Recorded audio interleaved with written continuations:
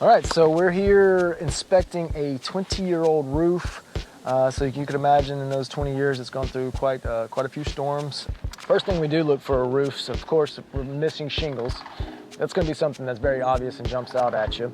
The other thing, and it just kind of caught my eye, is a lot of times on older roofs, we find what we call pop nails. Over the years, they work their way up or they stay put. This is something that's very, very common on older roofs. There's actually two that are very close here. And then you have your debris strikes and things like that that happen from time to time due to years of abuse from storms in Florida.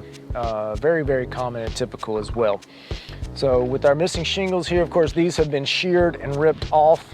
You're always gonna look along the lines of the ridge cap, where missing ridge cap shingles are gonna be a very common thing because of storms, high wind events, related events. Behind us over here is gonna be exposed tar paper. You see that once it gets wet, it's done. It is destroyed. You can see it's actually coming off in my hands. That is one of the big downfalls of the tar paper, is because with it being an asphalt product, once it gets wet, it is gone. It's deteriorated at that point. Synthetic material won't do that. It's a polymer-based material. It sheds water. It still can protect. If it's there, it will still protect your home in the event that you lose shingles. The other upgrade, of course, is gonna be our pill and stick option, which is a great upgrade that's gonna properly and securely waterproof your home in the event of significant shingle loss. Now again, we're not gonna use tar paper with new roofs because tar paper is so outdated.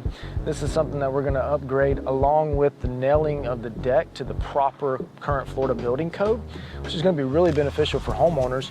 Getting roofs up to code is not only beneficial for constructing the roof properly, but for insurance purposes. That's a big thing. We want to make sure that we're getting everything up to current Florida building code so that we can meet those insurance needs and meet the homeowners' needs too. Another thing that we find while inspecting roofs, we have leaves and debris that has built up in this gutter. Now what that does is that sometimes backs up. What that creates, especially along the eaves or the very end of the roof, is dips or weakening of the plywood where rot has begun. We will have to replace the decking here. There will be a significant repair that will have to be taken place. We will have to inspect the trusses underneath the structure and make sure that those are also intact. Our maintenance program that we provide, coming out twice a year for the first 2 years of the roof and can be continued. We will come out, we will clean these gutters out for you, which is going to prevent these things from happening. It's a really great program and originally from R.I.G.